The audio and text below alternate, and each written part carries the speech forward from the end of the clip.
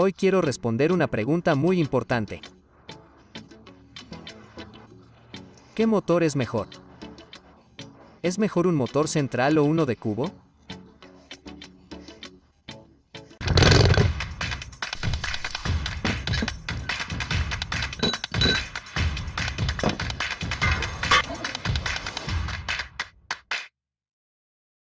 Hola a todo el mundo.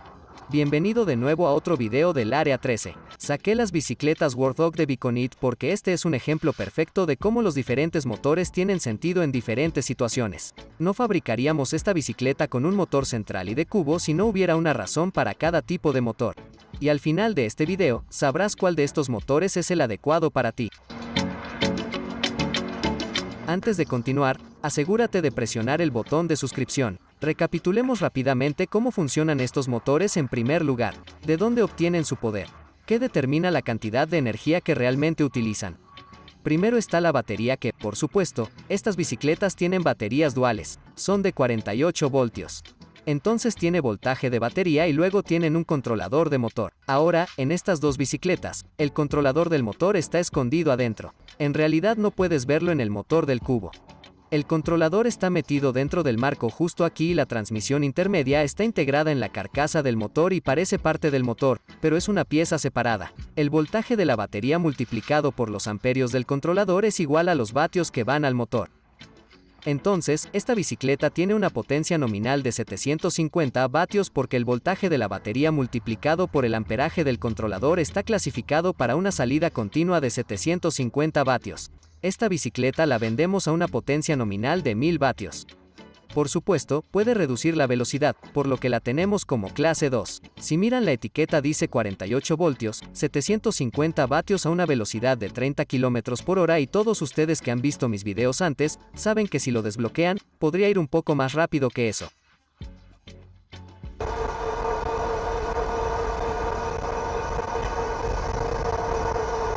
Pero así es como se clasifica, así es como se configura de fábrica. Un motor hub o un mid-drive no es intrínsecamente más potente que el otro, depende totalmente del motor en sí. Hay motores de cubo que van desde 250 vatios hasta 10.000, incluso 20.000 vatios o más. Y lo mismo ocurre con los motores mid-drive. Es posible que tenga un motor de accionamiento medio de 250 vatios para ser legal en Europa. Es posible que tenga algunos vehículos todoterreno locos que tienen motores de hasta 15.000, 20.000 vatios. Entonces, un motor no es necesariamente más poderoso que el otro. Solo depende de la batería, el controlador y el motor específico que se usa. Hay otros dos elementos que creo que la gente asume que se aplican a un motor u otro, y eso no siempre es cierto. Uno sería el sensor de torque. El sensor de torsión es la asistencia del pedal, por lo que cuando realmente gira los pedales, es el sensor el que detecta el movimiento y luego hace que la bicicleta se mueva sin usar el acelerador. Mucha gente piensa que un sensor de torque es algo que solo se encuentra en un motor de transmisión intermedia, y eso no es cierto. Muchos de vosotros conocéis la bicicleta Blackbird, es un motor de buje, pero tiene sensor de pad. Esta bicicleta es de transmisión intermedia y sí, también tiene un sensor de torsión, pero las bicicletas como la Foxbat, que usan un motor de transmisión intermedia diferente, tienen un sensor de cadencia. Ahora, lo segundo que quiero mencionar es el frenado regenerativo. Aquí tengo dos bicicletas, una con transmisión central y una palanca de cambios de buje interna trasera, una con un motor de buje reductor en la parte trasera. Y ninguno de estos tiene frenado regenerativo. De hecho, creo que encontrará que la mayoría de las bicicletas eléctricas no tienen frenado regenerativo. El frenado regenerativo en la mayoría de los casos en realidad no hace mucho. Es un aumento mínimo en el rango. Sin embargo, es útil porque eso es lo que crea el ruido hoy. Sin embargo, es muy útil para reducir la velocidad de una bicicleta grande y pesada. Ahora, si tuviera que preguntarle qué motor es más probable que tenga frenado regenerativo, ¿cuál diría? Supongo que muchos de ustedes dirán motor central. Y si va a lo que se llama un motor de cubo de transmisión directa, el frenado regenerativo generalmente siempre está habilitado o disponible. Muy fácil de hacer. Sin embargo, hay algunos motores nuevos que son motores de cubo de engranajes como este, donde hay una reducción en el interior que también permite el frenado regenerativo, pero todavía no es lo que consideraría convencional. Ahora, si vamos a una conducción intermedia, la mayoría de la gente podría pensar debido al mecanismo de rueda libre y la rueda trasera aquí, que el frenado regenerativo no es una opción. Y en esta moto en particular, sí, eso es cierto. Esto no tiene ningún tipo de frenado regenerativo. Si quiere reducir la velocidad, debe usar esos buenos frenos de 4 pistones y esos grandes rotores para ayudarlo a detenerse. Sin embargo, hay varias bicicletas eléctricas de conducción media en el mercado que pueden o no ser bicicletas con pedales, pero son muy similares a cómo funcionan las bicicletas eléctricas y en realidad también tienen frenado regenerativo. Tengo una bicicleta en mi casa en este momento que no he puesto ningún video porque no estoy seguro si es algo que queremos vender en el futuro o no. Es una transmisión intermedia, tiene mucha potencia, es muy similar a una bicicleta y no solo tiene frenado regenerativo, sino también frenado regenerativo variable, lo que significa que puedo controlar la cantidad de regeneración que pongo y la lentitud. La bicicleta hacia abajo, lo cual es realmente increíble. Por lo tanto, la regeneración realmente no importa si se trata de un motor central o de cubo. En realidad, se puede encontrar en cualquiera de los dos y generalmente no se encuentra en ninguno. Ahora, dado que estos son motores Bafang, y podemos buscar fácilmente las especificaciones, verifiqué, y el motor G510 que se usa aquí, a menudo denominado Ultra, tiene una clasificación de impermeabilidad de IP 65. Saltamos al motor central, adivinen qué. También tiene una clasificación IP de IP 65, por lo que en cuanto a la resistencia al agua, son exactamente iguales. Ahora, ¿qué pasa con la eficiencia? Este es uno grande y creo que veo a la gente argumentar en ambos sentidos que un motor central o un motor de accionamiento medio será más eficiente por una razón u otra. Pero, ¿qué dicen los fabricantes? Ambos son Bafang, por lo que al usar la misma marca, no están tratando de inflar un número sobre el otro para intentar que lo compre porque fabrican ambos tipos de motores. Y de acuerdo con su hoja de especificaciones, estos tienen al menos un 80% de eficiencia. Y en mi opinión, eso es bastante interesante porque no es tan bueno. Hay motores que existen en el mercado para otras aplicaciones que están muy por encima del 90%, incluso del 95%. Incluso investigué un poco y encontré motores que están por encima del 98%. Imagínate si actualizáramos estos motores para que fueran más eficientes y pudiéramos obtener un aumento del 10-15% de rango simplemente al cambiar la marca del motor. Sin embargo, en lo que respecta a los motores en sí, uno no es más eficiente que el otro. Sin embargo, hay circunstancias en las que eso podría aplicarse. Y para responder a esa pregunta, necesito mostrarte un poco más sobre cómo funcionan realmente. El motor del cubo Bafang es básicamente como lo que suena. Es un motor en el buje trasero, por lo que el motor está dentro de esta caja y los radios están conectados desde la llanta directamente a la caja del motor. El casete puede girar libremente, lo que significa que no está girando el motor si solo está avanzando. Puedes pedalear como una bicicleta normal y el motor no generará ningún arrastre adicional, pero si enciendes el motor, esto hará girar toda la rueda. Está montado firmemente en el eje aquí en ambos lados y de manera efectiva, debido a que el motor está conectado directamente a la rueda, tiene una velocidad. Entonces, este motor debe configurarse, optimizarse para una amplia gama de condiciones. Ya sea que esté subiendo una colina empinada, yendo por un terreno llano o cuesta abajo.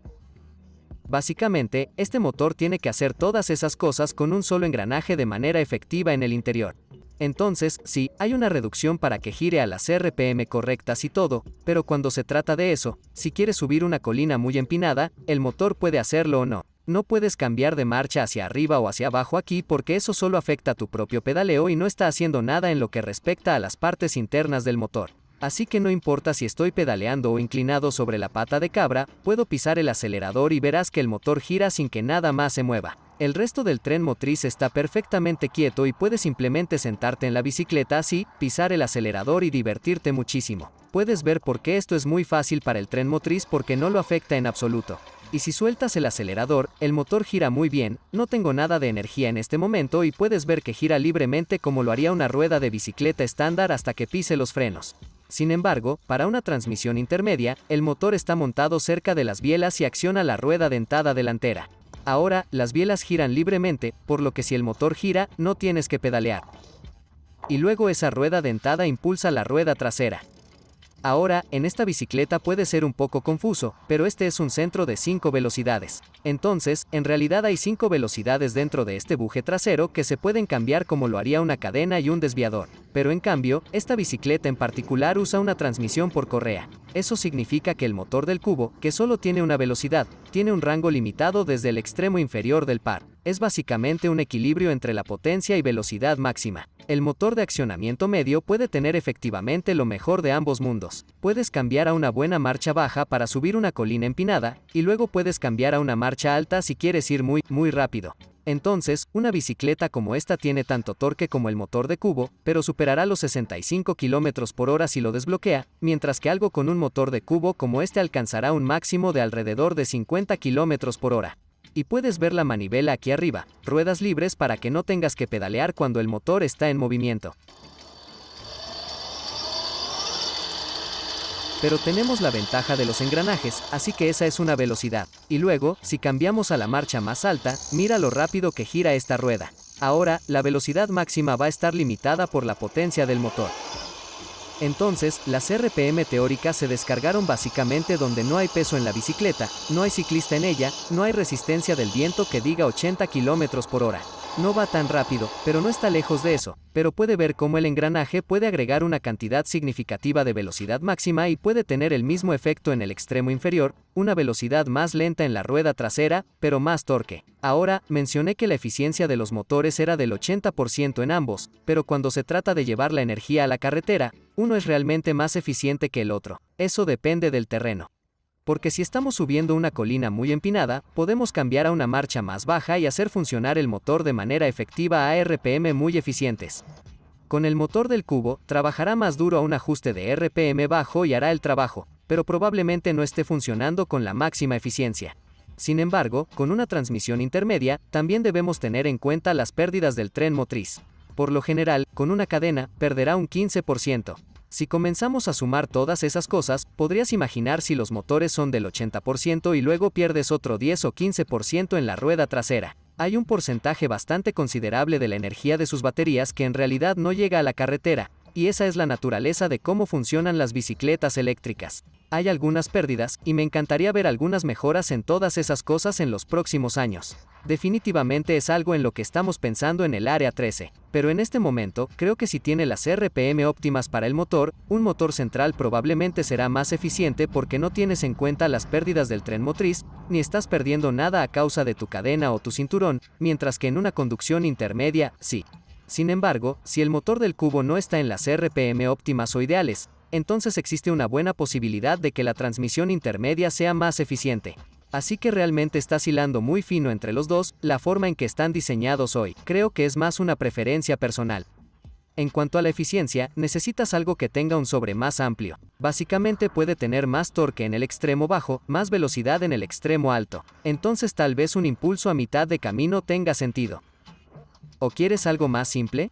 Y para mí, esto es lo primero que marca la diferencia entre los dos motores. No creerías cuántas personas entran en el Área 13 pensando que quieren una bicicleta con un motor central o una bicicleta con transmisión intermedia y, después de la prueba de manejo, en realidad eligen lo contrario de lo que habían leído en línea. La forma en que funcionan los motores cuando montas en bicicleta es muy diferente. Con un motor de transmisión intermedia, hay un poco más de trabajo porque si está subiendo una colina empinada, no solo puede cambiar a una marcha más baja para obtener más torque para subir la colina, sino que también lo necesita. Por lo tanto, debe ser un poco más consciente y pensar y tener en cuenta el entorno con un motor central.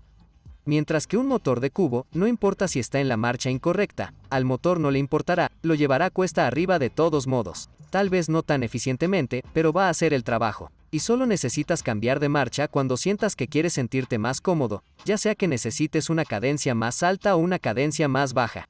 Creo que si te sientes cómodo montando una bicicleta eléctrica, si no te importa cambiar de marcha, todo eso es natural, entonces no hay ninguna desventaja en ese sentido en cuanto a la usabilidad del motor.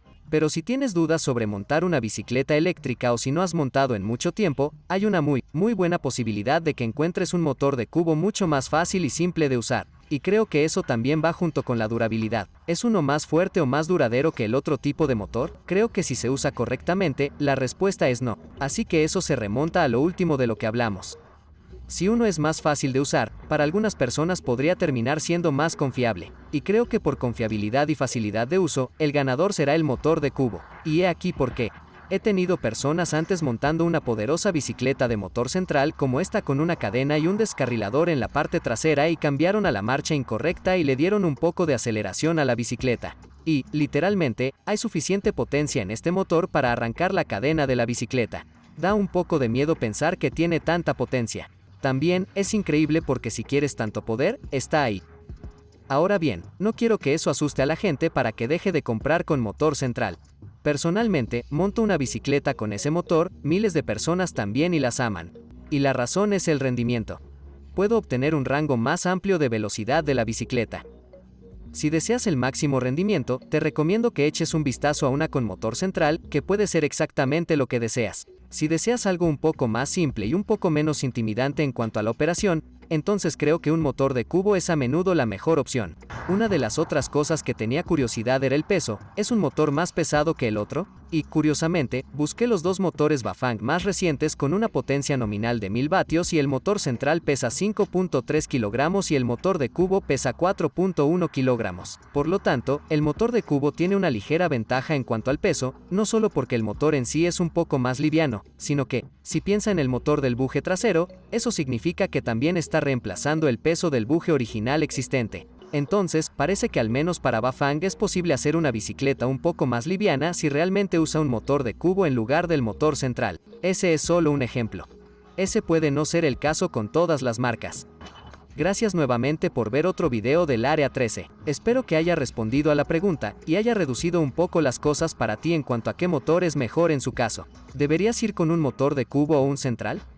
Déjame saber en los comentarios cuál crees que se adapta mejor a tu tipo de conducción. Si aprendes algo, asegúrate de presionar el botón me gusta. Además, suscríbete si aún no lo has hecho. Sé que un alto porcentaje de ustedes está viendo los videos y aún no está suscrito. Quédense. Va a haber mucha más diversión, muchos más videos de bicicletas eléctricas por venir.